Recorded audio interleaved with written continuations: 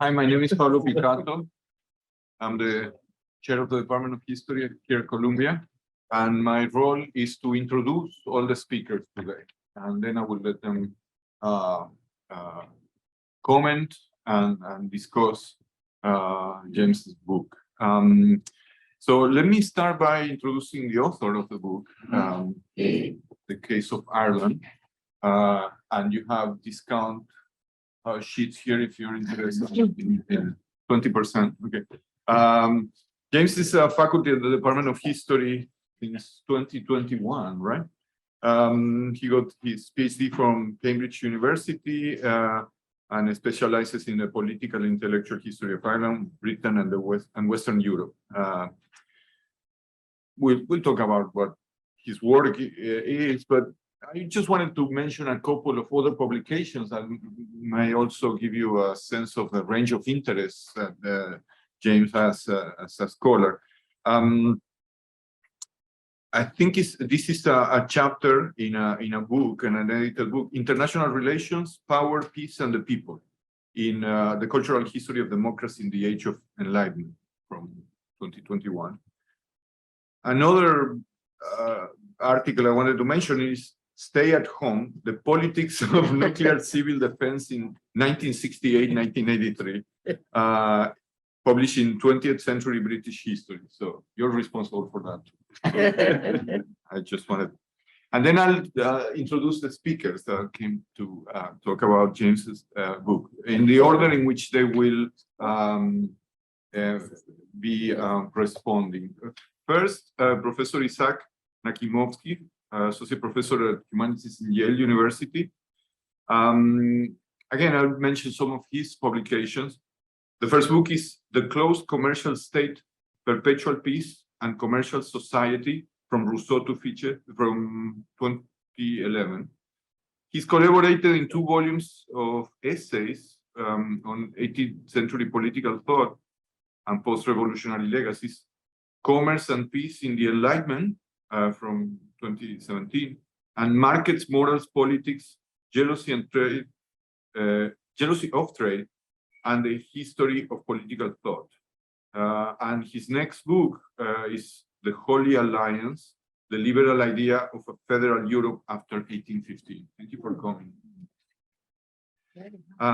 Next, we have Professor Susan Petersen, Governor Morris Professor of History in Columbia.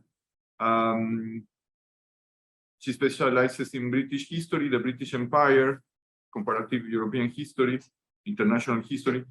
Again, I will mention some of her books. The most recent, The Guardians, The League of Nations and the Crisis of Empire.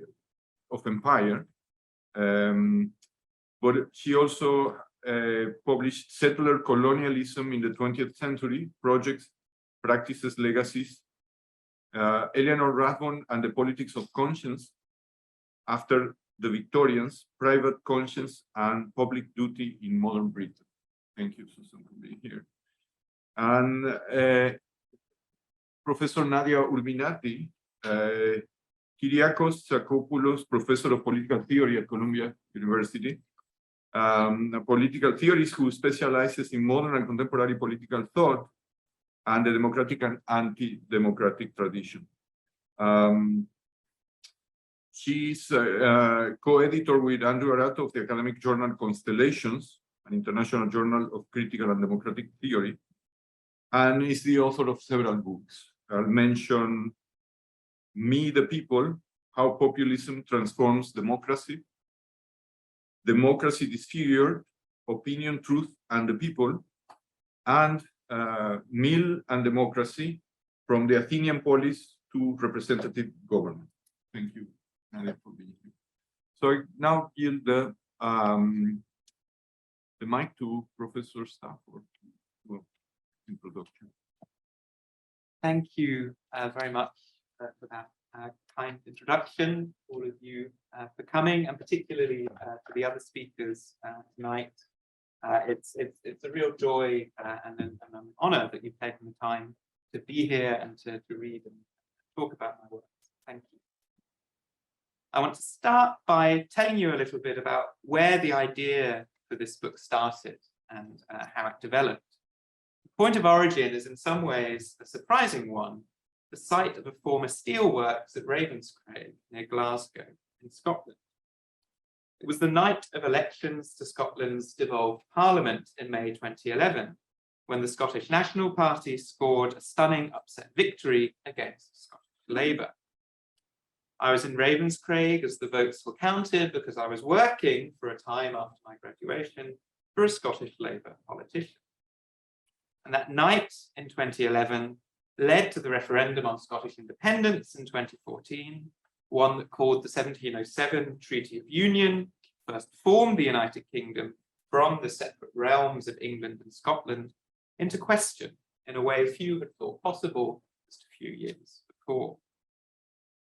The English nationalism unleashed by that bitter and acrimonious campaign subsequently helped lead to victory in the Brexit referendum of 2016. That vote in turn threatened one of the essential preconditions for peace in Ireland, an open border between Northern Ireland and the Irish Republic. So nobody who has lived through that period in the UK can deny that there is a close association between the United Kingdom's internal politics as a multinational post-imperial monarchy and the politics of the European continent. My book, The Case of Ireland, ended up responding to that moment in Ravenscraig by providing a very deep contextualization of a different union, not the Scottish Union of 1707, but the British-Irish Union of 1801. Key episode in the long and entangled histories of British Union and European order. So the book is about that union and its place in the political and economic thought of Britain and Europe in the age of the French and American revolutions. But it's also about the alternatives to union, a succession of reform projects for Ireland framed by their advocates in the context of a broader European and Atlantic world. And something I think that the history of political thought, understood in its broadest terms, can do is to reveal to us the interior histories, the hopes, the speculations, the strivings of those who were engaged in political action, but failed to achieve what they wanted. And this can help us, in turn, to more fully appreciate the significance of those things that did come to pass. And so the Case of Ireland considers two hopes for Irish reform that were never realised. The reinvention of the British Empire as a kind of British-Irish federation, following the loss of the North American colonies in the 1780s, and the realignment of Ireland with revolutionary France and the new European order created by Napoleon's armies in the last years of the 18th century. And it also explores how what did happen, the Union of 1801, failed to live up to the aspirations of its first proposers, a failure that contemporaries in continental Europe thought revealing about the politics and economics of Britain and its empire.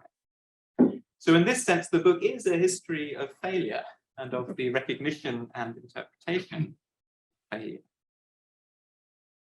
Union had been an occasion for British politicians, Irish opponents of the 1798 rebellion, and pro-British European publicists like the Prussian diplomat Friedrich Gentz to articulate a counter-revolutionary vision of Enlightenment reform, focused on the idea of Britain as a moderate, aristocratic, commercial society defending Europe against the destructive usurpation of Napoleon. Thanks to these grand claims made on its behalf, it came to be understood after its passage in 1801 as a kind of test of the civilizing capacity of the British Empire. Yet Union produced not an Irish commercial and manufacturing boom, but an over-specialization in agriculture that left its society, as T.R. Malthus and other British economists noticed early on, critically vulnerable to a failure in its staple crop, the potato. Following Malthus, early 19th century British economists insisted that Ireland's future lay in its assimilation to an English model of well-capitalized, diversified agriculture and rapid urban growth. Rejecting these assessments, French and German-speaking liberals, including luminaries like Sismondi, Hegel, and Gustave de Beaumont, began to use the Case of Ireland to mount a critique of that same model, highlighting the inequality and relentless competition they saw as common vices of British and Irish society. The solution, they argued, lay in dismantling the Protestant aristocracy that owned Ireland's most productive agricultural land, redistributing it instead to the largely Catholic tenants who farmed it, keeping them on the land in a different kind of market society to that envisaged by the British economists, one that was artisanal, egalitarian, small scale. The question of Irish land and its ownership thus became central to European discussions of Britain and its role in the continent's politics, both as a model of political and economic modernization and as a kind of guarantor for the new international order created by the Treaty Congress of Vienna. These European reflections on Irish society fed in turn into a new and more sophisticated liberal nationalism of the Young Ireland movement in the 1840s, as well as the increasingly pluralist conception of union advanced by the leading British liberal philosopher of the Victorian period, John Stuart Mill. So with the fantastic panel here, I know there will be much to discuss in terms of those more substantive aspects of the intellectual and political history presented here. But I want to return in closing to my opening thought about the entanglement of British, Irish, and European politics, because it's one that should shift, I think, preconceptions about Irish history that are largely shared across the battlefronts of that field, between those who see the Irish story as one of failed modernization, frustrated by extremist ideologies, and those who see it as a homogeneous, undifferentiated record of colonial oppression and exploitation. Ireland, I try and show, was not seen as an atavistic or retrograde periphery in this period. Ireland's problems of economic development, of constitutional government, of political faction and social disharmony were Britain's problems, and Europe's too. At stake in discussions of Ireland was not how to make Ireland conform to some pre-existing model of a stable, wealthy commercial society, but to try and establish what exactly post-feudal order, both domestic and international, might look like. In Ireland's case, what was being thought about was also a kind of post-colonial order, though not a post-imperial one, and I think that distinction really matters in an Irish context. The question was what form of empire, or in the case of a choice between Britain and France, which empire, could reform Irish society by purging it of the inequality and sectarian division that was seen as legacies of the 17th century conquests of Oliver Cromwell and William of Orange, leading it with a social order that Gustave de Beaumont would call semi-feudal, semi-colonial. The idea of Ireland as England's oldest colony can thus be something more than a slogan. It can allow us to read modern Irish history as a kind of palimpsest for how different imperial regimes developed in response to their predecessors and their rivals. And that in turn can help us to think better about the history of Britain as a multinational and imperial state, enmeshed then as now within the dense and complex relations and rivalries of European and Atlantic politics. Such a history, I hope, can be an antidote to at least some forms of latter-day political complacency. The politics espoused by the protagonists of this book certainly have stark limitations, but so too do our own. And as long as that remains the case, I think that we still have something to learn from the speculations and indeed the failures that are detailed in this book. So, thank you again.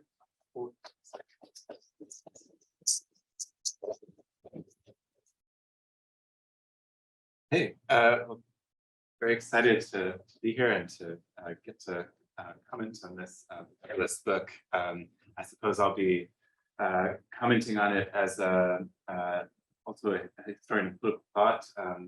I suppose one shares a predilection for past failed speculations, but who came to this book and could only marvel at the depth and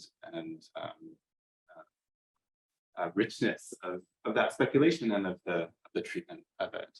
And so as I finished reading this book, I thought that maybe the best way to capture it was what it called to mind was the great Italian historian Pietro Venturi, who also made a point of reorienting the history of this period around the so-called periphery, extracting it from the possibly parochial national historiographies within which it had been confined, and turning it into what James calls points of connection, fields of conflict. And so James does that, I think, in fabulous fashion with the Irish history of this period, which comes to feature a whole new cast of characters, both within Ireland and then outside Ireland, looking at Ireland, both to understand Britain and the wider world. So as James was saying, that's French lawyers, German diplomats, Swiss economists, and a whole lot of others. It also reminds me of Venturi, not just because of its perspectival shifts, the turn to the periphery, but also this insistence on looking at past ideas, past arguments, not as some kind of abstract philosophical game, where perhaps philosophical arguments in the Irish case about religion and sectional conflict, but as a real, practically engaged debates about real problems that were urgently confronting these historical actors and really needed to be addressed. And that really transforms the period as a whole, as James points out. So instead of looking for the origins of something that comes later, instead of tracing the legacy of whichever values or ideas from the more distant past, he really is able to explore this predicament that Ireland is facing as a conquest of Britain, of England, and as a colony, and to look at all these possible economic, social, political, and legal paths that might lead out of that predicament. So if you put those features of this book together, the shift to the periphery, the attention to practical argument, what you get, I think, is a fascinating series of debates about what this British imperial system really is, and whether and how it might be possible to find some way of existing within it that allows for some measure of autonomy, some measure of prosperity, whether that's on something like the Scottish model of 1707, from the hindsight of 2011, perhaps that debate may have ended, not since 2016, or indeed some other framework, perhaps the reform of the Atlantic imperial framework that might be what potential reform that might have saved that empire. So that's one possibility, and the other is, well, is there some alternative to this British imperial system for Ireland? Perhaps the French model, perhaps an external agency for transforming not only Ireland's predicament, but perhaps even the British imperial system itself. And these are debates that the book approaches not in these sort of relatively schematic terms of success and failure, but it's a really serious effort to make these debates intelligible, make these past possibilities intelligible. And there are many, many nuances and complexities that emerge through this account. The two sort of recurring poles of discussion that stood out to me in this history, one is an economic one, right? So can Ireland be delivered from the domination of this extractive elite? Might involve some sort of mechanism for greater integration with British imperial markets, finances, and thereby creating material conditions for prosperity and political stability. So can you solve the problem through that kind of integration, or do you need to follow the French sort of path in the sense of starting with land reform, creating and sort of eliminating this power of the Anglo-Irish aristocracy and creating class of small holding peasants. And likewise, then there's a political set of axes. Did these different approaches presuppose some kind of intervention from Westminster against the Anglo-Irish elite, or did it have to start with the Irish Parliament, its assertion of independence, or some sort of negotiation or renegotiation of the relations between the two? And beyond that, this further question that keeps recurring: is it possible to combine legislative independence of Ireland with some kind of commercial accommodation, a shared commercial policy, perhaps just an aligned commercial policy? Or does that path to commercial prosperity, political stability, lie through closer political union? And these are enormous questions. They are treated again, however, with such specificity, such concreteness and detail, without any trace of there's no temptation here to impose some sort of preconceived schematic of, well, they must have thought this because this is their political culture was. And really a great attention to what these historical actors actually argued. And by doing so, by being so determinedly grounded historically, the resulting account is one that, as James said himself, stretches well beyond the case of Ireland, and allows us to rethink many other imperial systems of the 18th, 19th century, however successful or failed they might think themselves to be.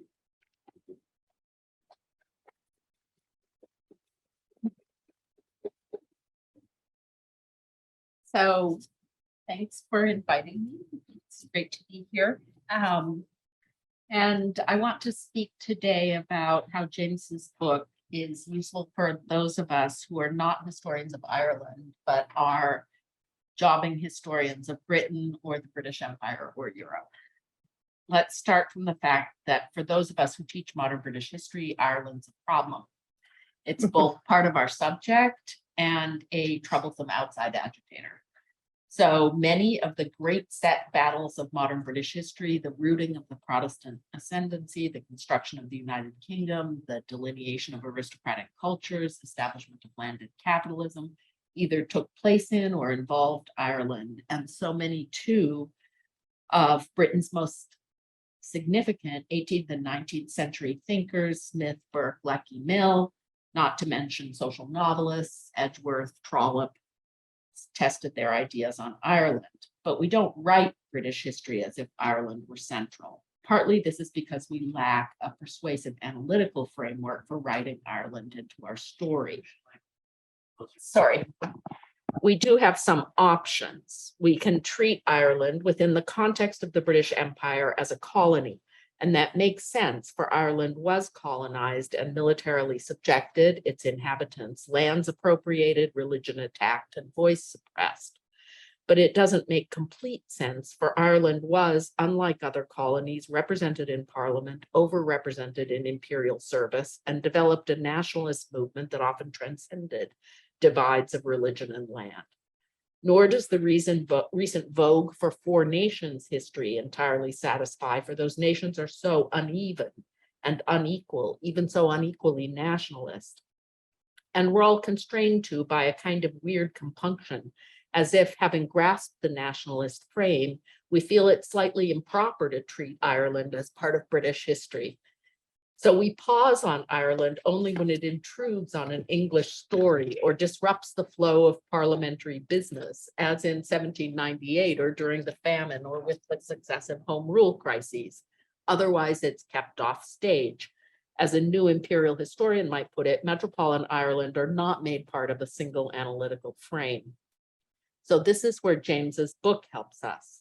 For James gets us beyond either the national story approach or the British-Irish binary, instead productively adapting the approach and insights of global and international history. He expands the canvas, asking how debates around Ireland figure not just in British thought, but rather what was in what was the great standoff of the 1750 to 1850 period, the European and indeed global rivalry between Britain and France. Now, we've had works that show how profoundly the engagement with France shaped Britain, notably Linda Colley's Britons. That book, though, is about the making of British national identity, and James is after something different, an understanding of how two rival political and economic models and systems were constructed and competed in this period of maximal global conflict. Ireland is a focus and a participant in this struggle, of course, but it is, and in James' book it mostly is, also an optic through which, for a century, a European-wide debate over the benefits and costs of republicanism or aristocracy, landed capitalism or peasant proprietorship is carried on. What did each model have to offer? What did it promise to those who sheltered under its wings? Not just British and Irish thinkers, but Belgians and Swiss and French and Prussians too might have stakes in this argument. James digs into the debate over Ireland, or rather the debate over empire and political economy conducted through the consideration of the case of Ireland across 100 years. Perhaps the heart of the book, though, are the 3 chapters that take us from various angles through the period from 1789 to 1815, the period when the United Irishmen looked to Republican France, not merely for ideological but military support, and the stakes of the Anglo-French contest rose massively. France now offered a new model for, quote, a Europe reconstructed under French leadership on the basis of national sovereignty and equality, within which an Ireland purged of aristocratic and Anglican domination and no longer allied to a slavery-dependent commercial empire might, so the United Irishmen thought, take equal place. Irish independence could thus be a vehicle not just for national renewal, but also for a more equal European order. But against this argument, James shows, was constructed less a blunt defense of British sovereignty than the case for an alternative commerce-centered model of progress. In this vision, the union of Britain and Ireland could tame Ireland's narrowly national and extractive aristocratic elites by subordinating them to Westminster and improve the situation of Ireland's peasants through economic integration into Britain's wider commercial web. Unified sovereignty over economically variegated regions would, through unfettered commerce, lift all boats. That is almost the rhetoric of the European Union in embryo. So it isn't surprising that in one of the book's most illuminating sections, it's a Prussian thinker, Friedrich Gentz, who no doubt with Prussia's own hinterlands in mind, mounts a particularly vigorous case for the union of Britain and Ireland on economic grounds. So I hope I've said enough to show how James's approach works and to explain why I find it persuasive and attractive. Europe obviously had and has a state system, or rather an empire state system, but too often we forget that context and analyze developments as if they're driven by interests and conflicts within one state or empire alone. This book is a corrective, showing what we gain from a wider approach, which isn't just, as James promises, quote, an entirely new perspective on Ireland's significance to the history of political thought, but also an understanding of how central commerce and empire have been to British conceptions of progress for a very long time. For all that it delivers, there are a few things I wish had been more fully discussed. This is a work of intellectual history, but one of a rather unusual sort, abjuring a fixed repertoire of canonical texts for a much wider range of pamphlet and polemical literature. This is a great approach, for it gives us a strong sense of the resonance of debates over Ireland for people who may never even have seen the land. Inevitably, though, it does raise questions about the nature of that source base. Who published these works and why and for whom? How much are commentators talking directly to one another, and how much are they simply casting words to the wind? We see Ireland as a vehicle for a wider debate over commerce and empire, but within that wider debate, how important a vehicle exactly? Is the debate over, say, Poland like or unlike that over Ireland? It's unfair in a way to ask this question. Just working through this source base would have been labor enough. But the price of making a compelling argument is that questions of this sort, how much throw did Ireland have? Was it the optic or one optic? will inevitably come to mind, and this is a good thing.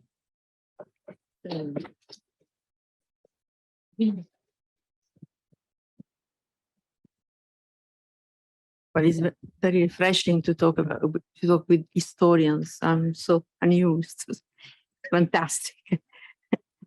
So, in his third edition of the Principles of Political Economy, published in 1852, J.S. Mill commented on the difference in the condition of islands from 1848, in 4 years, when the first edition of the book was published. And he said the following: most of a population of 8 million people died by starvation or immigrated to America. Death and immigration had settled the question of Ireland, which suffered the decision of governments that had not followed what justice required. This is Mill. Ownership of the land by those who work in the land. Mill added also that Ireland's case was even worse than India's, where, I quote, no one even proposed, under the name of agricultural improvement, to expel the peasants from ownership, which happened instead in Ireland under the cotier tenancy system with the market fixed leases without extension of the tenant to the tenant of or even beneficial interest. So it was either die or emigrate. Accumulation of capital could not be violated in the name of the need of the poorest subjects, Hegel would comment. The history that James reconstructed in this outstanding book looks like a history of our time, and the picture on the book is fantastic. It's like to be in the Mediterranean today. Yeah, I know, but it's similar destiny. So it is above all a history of the unavoidable conflicts between imperial global economic models and the people's claim to their self-governing lands. So in the initial phase of the democratic process in Europe, peripheral and poor countries such as England, but it's not the only one, as we learned before, became challenging problems and even alternative models vis-a-vis two empires confronting each other, the Napoleonic, political and military, and the British economic and commercial empires. Both had civilizational projects. One, to carry the emancipatory message of the French Revolution with the armies in South Italy, for instance, which was like an Iraq ante litteram. The other empire to open world markets and demolish local and traditional forms of production and exchange to break down feudal social customs and economic relations in the name of progress. So these ambitions, which linked exploitation to liberation, conquest to emancipation, found a point of arrest and radical contestation in a small, poor and peripheral European country, Ireland, in a dialogue with other continental countries that were on many respects also peripheral, like Switzerland, Italy, some regions of France, some regions of Germany and Poland. James reconstructs this history from Ireland's point of view, while showing the indirect contribution of intellectuals from those other countries. I mention here Sismondi de Sismondi, from whom came the most important pressure toward a federation and republican nationalism, of a new kind, and it was very relevant for the growth of nationalism in Europe in those years, particularly from Mazzini and Kossuth, but not only. He left Switzerland when Napoleon invaded Switzerland in 1798. In Lausanne, the Coppet Club was born in those years and became a center of anti-imperialist and constitutional new ideas around Madame de Staël, Benjamin Constant, and Sismondi de Sismondi. So chapter 6 of this fabulous book is an exquisite reconstruction of the triangulation between empire, nationality, and political economy through the lenses of the history of famine in Ireland, and the discussion on the best agricultural model proposed by Sismondi, whether for the benefit of the people or Irish people in this case, or the gospel of the economic industrialization. Sismondi was not, properly speaking, a modernist. Actually, was a mix of pre-modern and liberal proposals, but very interestingly connected to these desire, needs for change in the model of agricultural organization. So Rousseau wrote in his social contract that population increase is proof of good social system.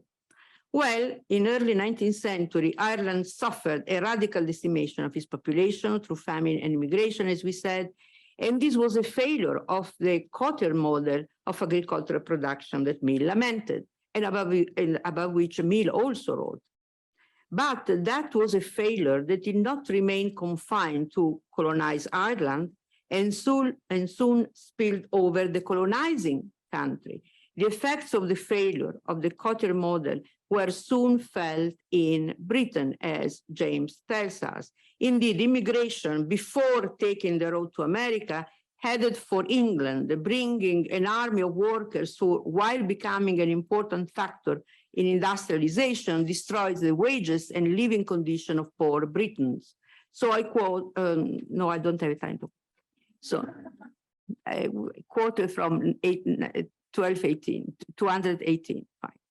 Thus, the economic model was the issue defining the Irish question, and the core of the anti-laissez-faire thought, which would become crucial in the second half of the 19th century, when the new school of economics put social unity at the core rather than the accumulation, and that was accepted in almost all European countries, becoming the engine actually of the newly born nation states.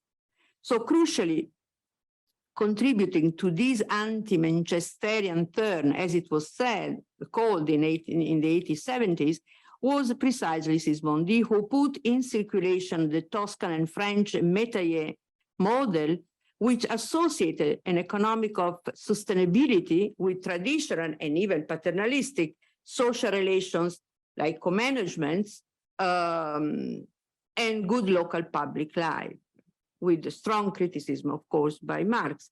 On these ideas, Sismondi developed post-Napoleonic republicanism based on local and social relations of cooperations. And he also wrote two important books in those years, on the Roman Empire and on the history of the republics in the Middle Ages, identify republicanism with the small place and not with the large one. So in which, in this post-Napoleonic republican, in which the economic model had to be able to hold together civic life and the welfare of the republic without necessarily erasing social hierarchies and without producing class conflicts. This was a revisionist interpretation of the Enlightenment project, also shared by Hegel and de Beaumont, and also in some sense Mill, which abandoned the idea that the expansion of material wealth was not compatible with the preservation of aristocratic or pre-modern forms of social relations. And Ireland became a potent symbol, these are James' words, of this new course, and before that, later on, of the separation between economic liberalism and political liberalism. The debates about Ireland and the model proposed by Sismondi had an important impact on the revisionism of abstract rationalism, as Mill called 18th century model, particularly in his own, as mentioned before, principles, in which he devoted a chapter to the Métayer as a model for England. Métayer became a terrible model, in fact, later on, and the origin of great class struggles and even form of fascism, at least in Italy. So as a model of, for Ireland, with the lengthy quotation from Sismondi, a model that was not immune to pre-modern forms of paternalism, as I said, and violated an alternative visions and involved, an alternative visions of commercial society, more in tune with what Sismondi believes was the best important goal, social cohesion and Republican civic local ideas. So let me conclude with a citation from James, which for me is very relevant to what I'm trying to say. That is, the case of Ireland showed that Britain's fabled regime of commerce and constitutional liberty was potentially more flawed and vulnerable than its political class yet realized. Thank you.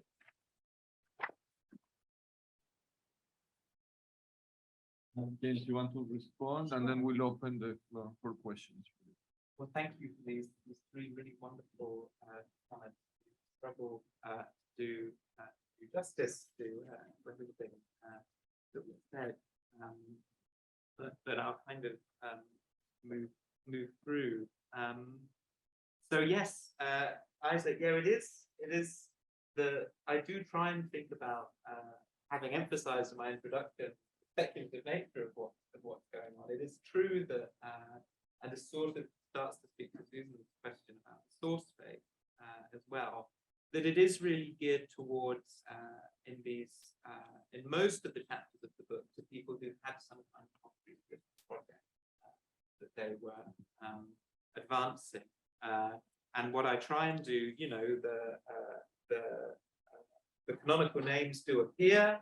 Montesquieu's there, Hume and Smith are there, Tocqueville is kind of there, Bayer, Gustave Beaumont. But I'm also trying to show how people are engaging and appropriating theories, concrete situations. And I mean, Adam Smith is a particularly important figure for this, because one way of reading what Nadia described as this division between political and liberalism, a very fruitful way of thinking about where the book kind of ends up in the 19th century, is that you have one part of the Smithian theory which is about trade, property, including there being no right to subsistence, crucially. But you have the other part of the project, which is about a critique of aristocracy, critique of concentrated feudal forms of land ownership, is also very much applied to Ireland, including by members of the United Irish, who were quite close readers of this. So you have sort of two images of Smith: the radical Smith and a free-market Smith.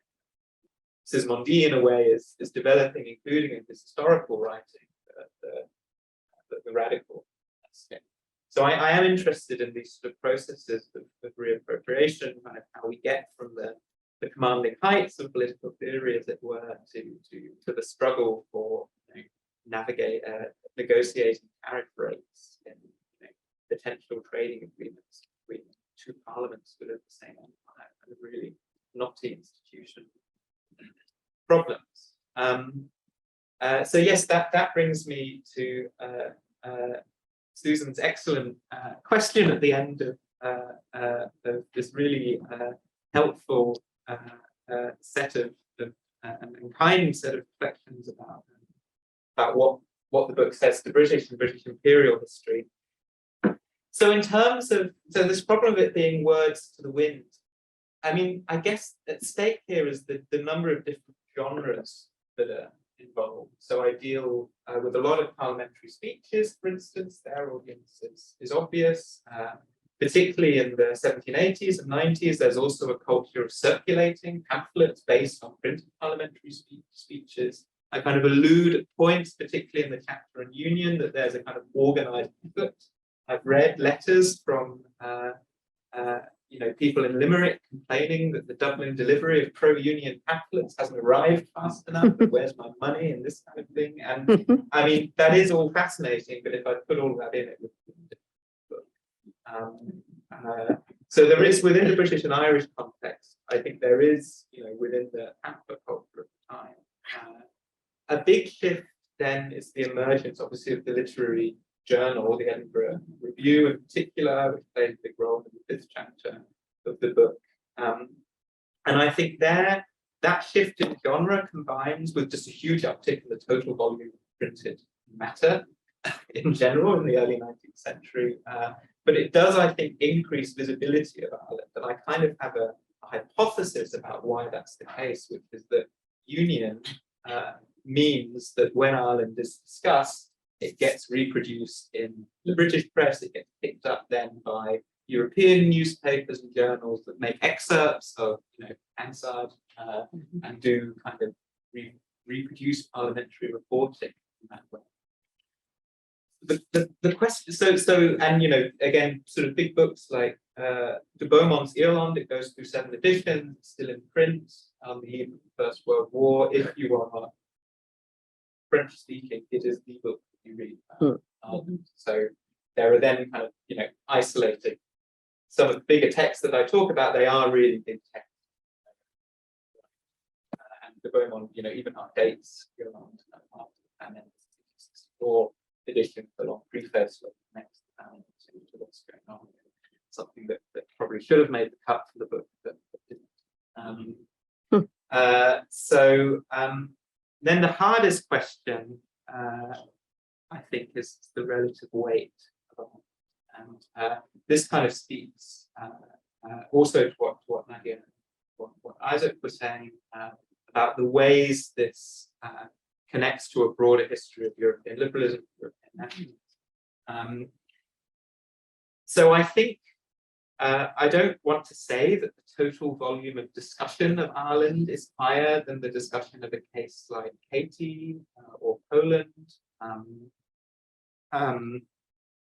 or even the Low Countries or Switzerland,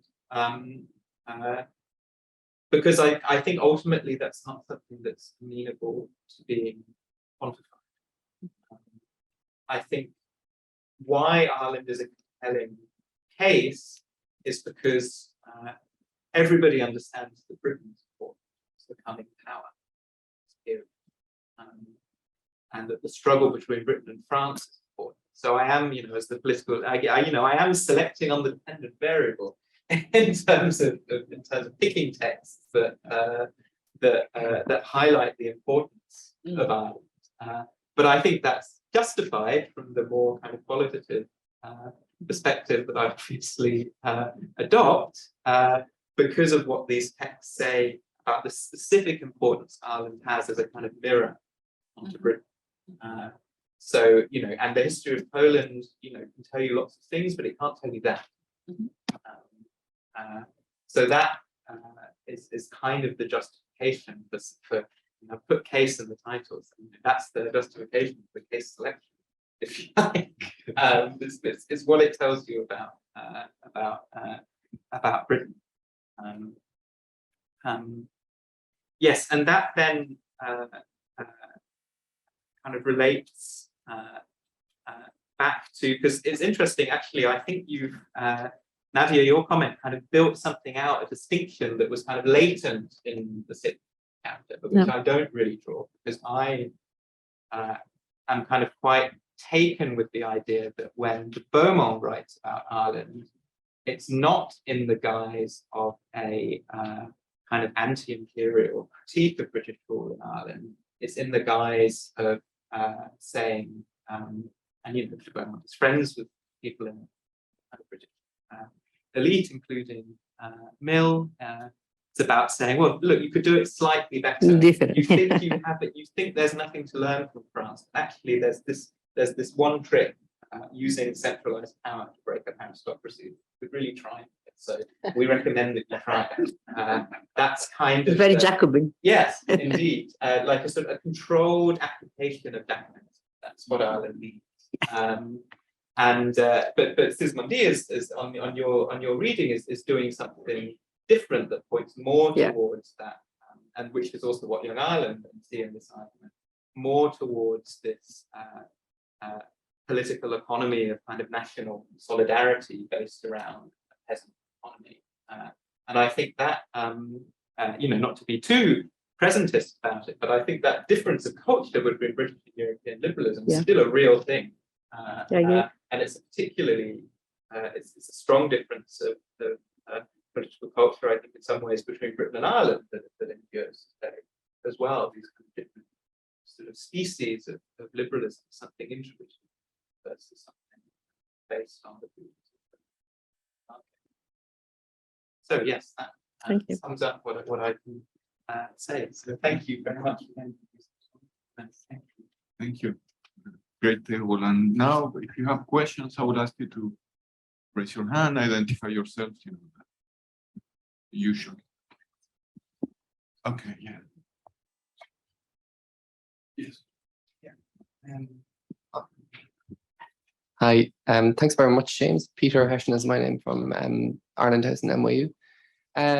Yeah, of course, really love this book. And I just want to pick up on something that sort of Susan suggested, which is that when you write a really great book and the marvelous achievement that your book is, it just begs questions beyond, in a sense, beyond the book, which can be, you know. And I suppose the question I was thinking of was about really the specific, the time frame and the theater of this set of ideas, this intellectual debate, which is Europe and 1750 to 1850. Could it be the case that at some point that debate, either overlapping with your time frame or after your time frame, spills over into the Atlantic? I'm thinking of the Americas South, really from the era late revolutions, figures like Bernardo Higgins and others, presence of Irish people, later on to the American North, right through the Civil War, populism, Reconstruction.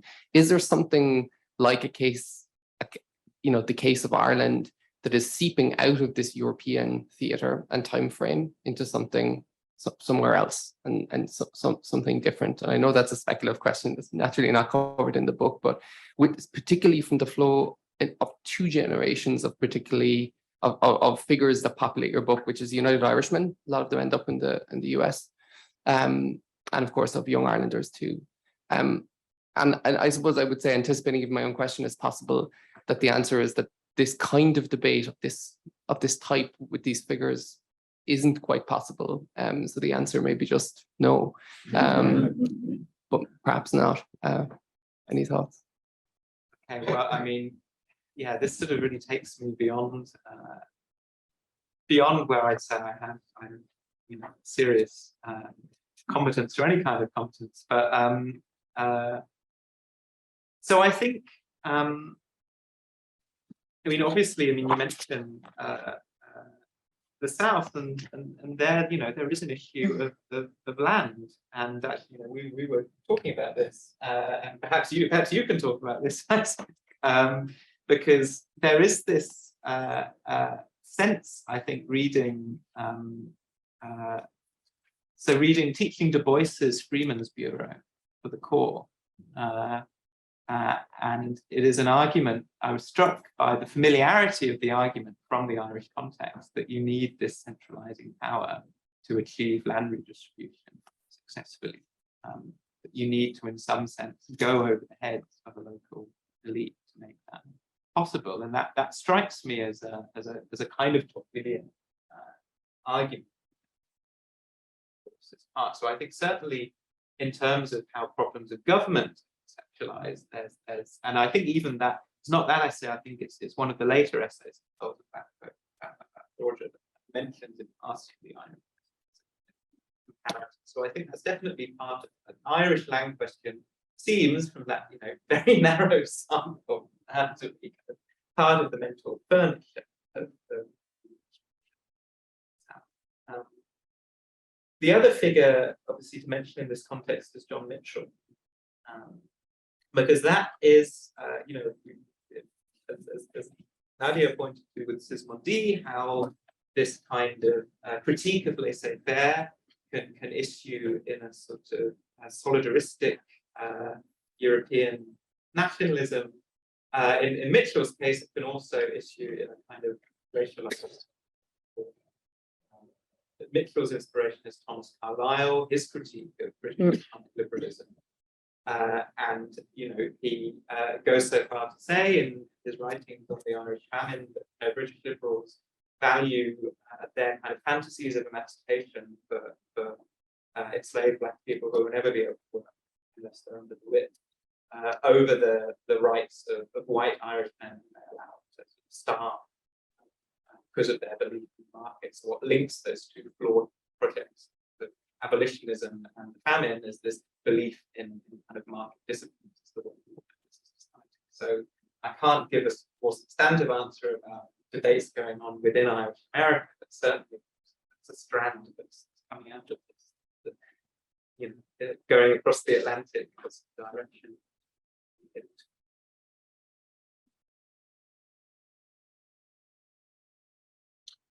Can I just add one thing about that? Because thank you. I just wanted, I was going to ask you what the reception of the book has been among Irish historians of this period, because I'm super curious about that, because, you know, listening to the panel and it was all amazingly interesting, but you've got Ireland figured as an optic, a mirror, a periphery, a problem. You know, it's a cat's paw of 19th century dilemmas. But it's not kind of its own thing, right? Except to the Irish nationalists or those who are resisting it. So that's one thing I'm curious about. On the one hand, one of the things I love about your book and your dissertation when I read it is the way it centers the problem of Ireland in a way I think even British historians, as Susan said, don't always want to acknowledge. And then within this European context, which I think would make a lot of sense to Irish people, with their memories of the French alliances and so forth. But at the same time, it's peripheralizing it again, right? It becomes a sort of, it's an abstraction to argue over in some way. But I just did want to say one thing about all this Irish immigration to the United States in the same time period is there's absolutely no doubt that Irish land reform is a crucial issue in the debates in the American Congress over the redistribution of land in the United States. I had a graduate student who wrote a dissertation that Susan was on, who wrote about this. But one of the things that's really interesting about it is it's the Democrats who appropriate it. Now, the Irish are typically associated with the Democratic Party, but in this case, they're the reactionaries. And what they're arguing is that if you take the English example, then what the harsh piece of the Republicans is going to do, any move at land redistribution or expropriation is going to create this kind of permanently subversive, alienated region. So the South would be Ireland. And so it's an argument for not doing much at all. Otherwise, you're going to create this. So it's against, so in this case, the weight of the Irish example is weighing against Black interests and the interests of progressive. So it doesn't play, and I don't think we've worked this out. But I think that's the obvious way it's playing within debates in the United States in that 1865 to 67 moment. One of the funniest things about this dissertation that my graduate student wrote were the accounts of the British consuls in southern ports who are freaking out at the idea that they're going to expropriate this land or redistribute it. They've already freed all the slaves, so property's gone to hell. And are they going to keep going with this? And they're absolutely beside themselves about the example. And they're writing letters back to the Foreign Office saying, you've never seen anything like this. Like, this is the craziest revolution. We don't know what's going on from one day to the next. So there's no doubt that the English are watching this and the Irish question is on their mind, like, oh God, you know, we're really getting worried now. But I think in the short term, at least, it plays out in a very anti-progressive way. The example of Ireland, unfortunately for all of us, but that's a sad cautionary tale. Yeah. Well, that Not only here. complements the example of Mitchell. But yeah, to your first question. So, I mean, there hasn't been much of a reception yet. There was I had a lovely opportunity to talk at Alan's house. Neither people have raised this question, but it is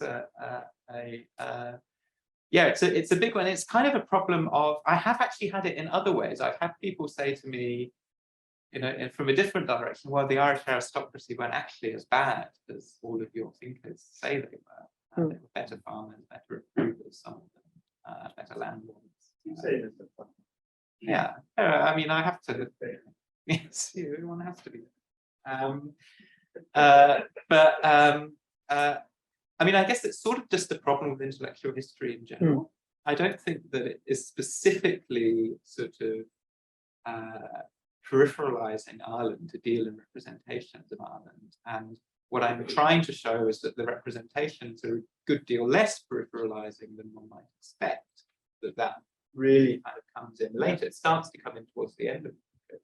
There's no kind of, I'd say, you know, there's kind of, you can find countless examples of kind of English chauvinism about Ireland, but whether it's actually kind of operative at an analytical level in terms of how the place is conceptualized. I think one of the things that laissez-faire actually does is place much more emphasis on character, on national character, on the capacities of individuals to work and to labor. That then creates a space for kind of judgment about cultures that issue that. So that really is in the process of formation. I mean, the story about Ireland in the 18th century is that they're religious fanatics, because of the story. That's Hume's story, that's Voltaire's story. But in the 1780s and 1790s, it's also somewhere, I mean, but that was also the story about France before the revolution. Right? Policies for liberty. So this, the Patriot movement and the United Irish really changed that. And the Union is a kind of moment where the idea that the Irish character is kind of reformable is dominant. So so yes, I mean, it is projection or representation, but I hope the projections and representations are different enough from what people are expecting. That problem of merely reproducing and peripheralizing perspective on others in some ways dodged. But it's a problem I've worried about. Thanks for reading that.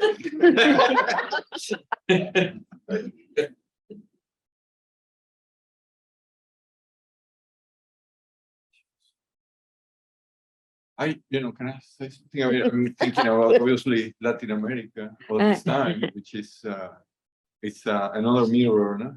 And I was thinking, well, this is useful to try to understand the case of Latin America. You know, I saw this, what I was able to read and what I hear in the table is as a model of how to approach these cases. Right? And the way a discussion is built around interests and theory and history is fantastic. I mean, someone should do that. In other words, in the way, how is this discussed in Europe and in England, and how, in turn, what happens in, say, Mexico or Argentina changes the discourse about, the periphery and the empire, no? I mean, I wish somebody would do that, I'm going to do that, but yeah, I mean, I guess we do a kind of project like the which is just like every country. Well, yes. No. But, Is that? Yeah. I mean, it would be interesting in the sense of the way you choose the sources and the circulation of the discourses is very different to the way in which the intellectual history of Latin American relation to Europe has been framed. Yes. That's what I'm saying. Yeah. I think, there's still this canon of people we have to read. They visited France, they visited England, they had opinions about the place of Latin American relation to the center, right? But we don't read them that way. That's the problem. That's what I'm trying to say. How are they read?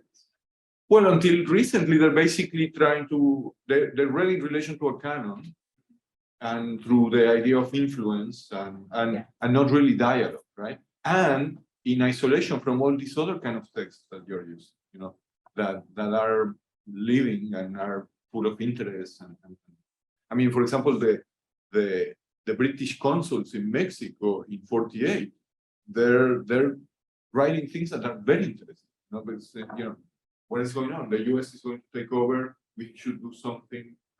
And in doing that, I think, to an extent, they participate in a broader discussion about Mexico in America. So it's not a question, it's a comment. No, I mean, I do. I mean, certainly. I mean, the question of union is not uninteresting in this period because of attempts to construct. There are these attempts to construct transatlantic, sort of as a way of staving off. I mean, it is a kind of. I mean, that's, and I guess in that sense, I think that's something that the Latin American helps to illuminate in relation to this. That union, kind of now understood as this kind of peculiarly British kind of technology of a unitary state, is actually in some ways a model of colonial government that involves. So Scotland doesn't work like this, right? Scotland is a notional agreement between equals, but in the case of Ireland, it is a kind of reform of a pre-existing colonial regime that involves giving colony or colonies and equal political and economic privileges to the metropolis. The horrible phrase, the kind of leveling up. Why did that come into my head? That can only end badly. Well, at least I know.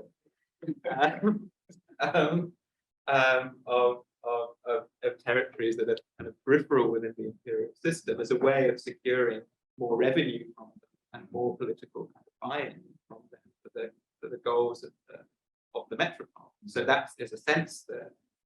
But you know, Smith discusses union with Ireland as a kind of coda to a very long discussion of union with the colonies as a solution to the 1770s there, and that's also the context that comes up. Not just then, as I understand it, not just between Spain and the entirety of Spain, but also subsequently post-independence, when you know it's very much up for grab. In fact, I had a friend, a colleague in Bielefeld who was working on this with exactly this objection to the sort of pre-existing kind of sort of history of Latin American political thought, which is very much about, well, are the cities, is this confederation of cities the starting point for a post-imperial Spanish America? Do you have unions of former provinces forming larger states? Do you confederate the whole thing, as Bolivar proposed? That all of these questions of how to organize a kind of extended polity, if you like, after colonialism, and there is a sense in which, as Susan alluded to, the union ends a colonial period in Ireland in constitutional terms. It doesn't in social or economic, but it does in constitutional terms kind of end that status. And that's the same problem that is present in Latin America at exactly the same time. And in a way, it's also the problem of the American founding too. Kind of how do you organize an extensive state such that union is preserved, but particularity is also recognized. In that sense, the British Union is one sort of extreme solution, just make it all one parliament and sort itself out. But there are many other variants. It's a similar context. Indeed.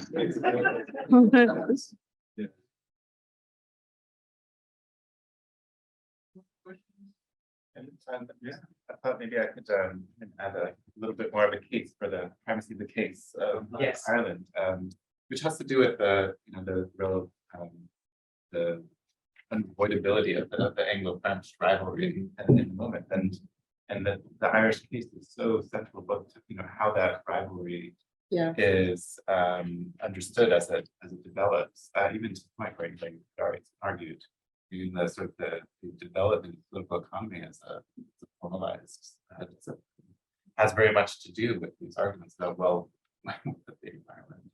This is the sort of pre-history story, but the debates about what's going to become of the 1707 Union is going to turn Scotland into another island.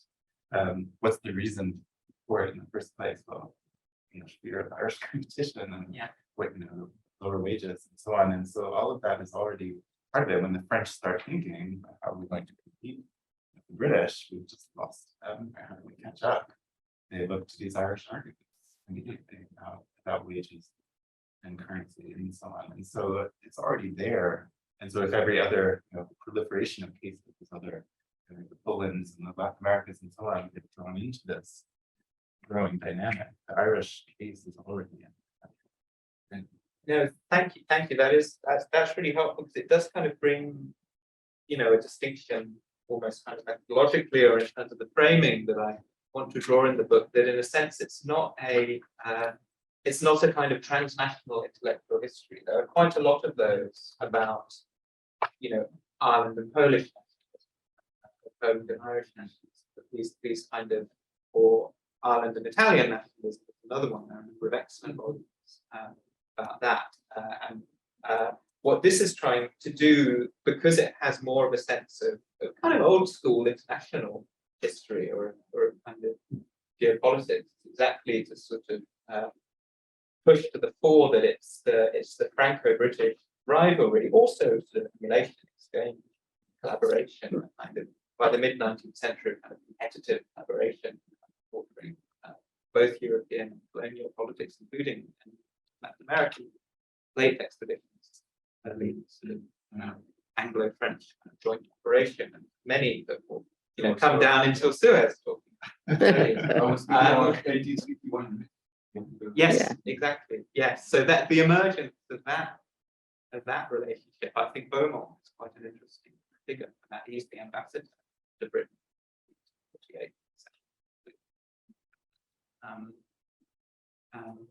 So yes, so I think there's something kind of structural about Britain and France that relates to Ireland in a way that isn't true about other places. I mean, it's kind of true of, it is kind of true of Haiti. Haiti's never really in a British sphere of influence in the same way that Ireland is, but there is, in the 1790s, Caribbean kind of geopolitical confrontation. And it's a possibility. And it's a possibility. Mm. Okay. Well, thank you very much. Thank you to the panelists. Thank you to James. Thank you to